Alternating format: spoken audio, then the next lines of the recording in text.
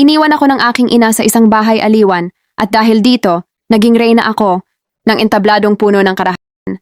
13 pa lang ako nang mapadpad ako dito sa bahay aliwan.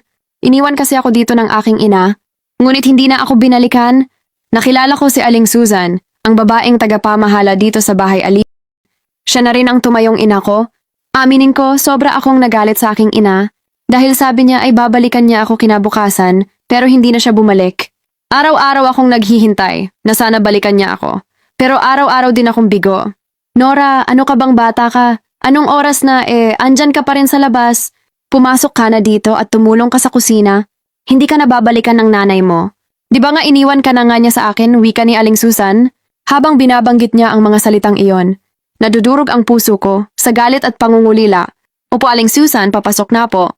Pumunta ako sa kusina at tumulong sa mga gawain. Naghugas ako ng pinggan at pagkatapos ay sinunod ko naman ang mga banyo. Kapag may pagkakataon ako ay sumisilip ako sa loob ng aliwan. Nakikita ko ang mga babaeng sumasayaw sa ibabaw ng entablado. Maraming pumapalakpak na mga kalalakihan. Naaliw ako sa tuwing napapanood ko sila.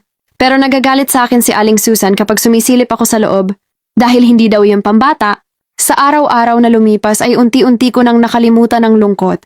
Lalo na nang inaabutan ako ni Aling Susan ng pera. Sahod ko raw yon sa paglilinis ko. Wow, Aling Susan, akin po lahat ito, wika ko. Oo, Nora, sayo iyan, ipunin mo yan at ibili mo ng gusto mo, wika ni Aling Susan.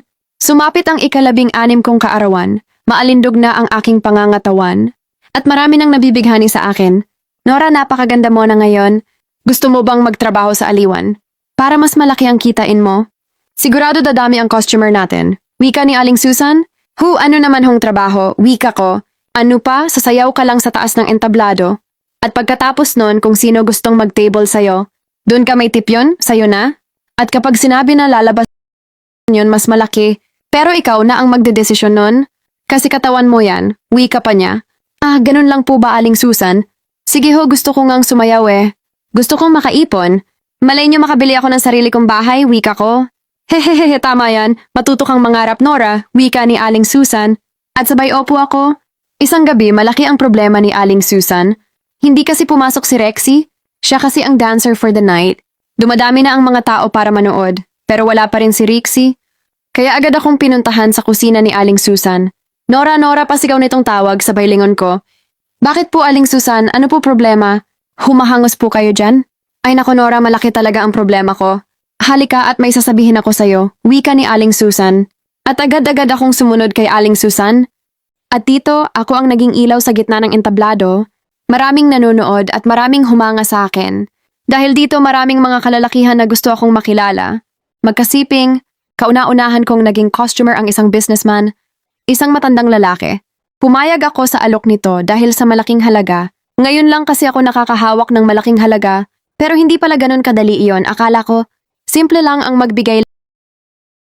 Pero dito sa first time ko, sobra akong nahirapan. Dahil ito ang kauna-unahan ko. At isa pa halos dahil sa laki ng binayad niya, kailangan daw maging sulit siya. Halos 1 linggo ako sa ginawa sa akin. Pero nang ako ay maging okay na ulit, bumalik na ako sa ganong gawain. Habang tumatagal, mas lalong sumasarap, lalo na ibang ligaya at rapsa, iba't ibang presyo, pero bawat halaga para sa akin ay mahalaga. Dahil nangangarap ako na makaalis sa hanap buhay kong ito, habang sa gitna ng aking pagiging nag-aral akong muli hanggang sa makatapos ako ng pag-aaral. Alam ko na ito ang daan ko. Upang makamit ko ang respeto sa akin na matagal nang inalis ng sarili kong ina. Ngayon, may sarili na akong negosyo at wala na ako sa pagiging ko. Namuhay ako ng may dignidad at may respeto sa akin sarili. Pero sa kabila ng tagumpay kong nakamit, ang galit sa puso ko para sa aking inay, hindi pa rin naglalaho. Ito ang aking kwento. Maraming salamat sa inyong pakikinig.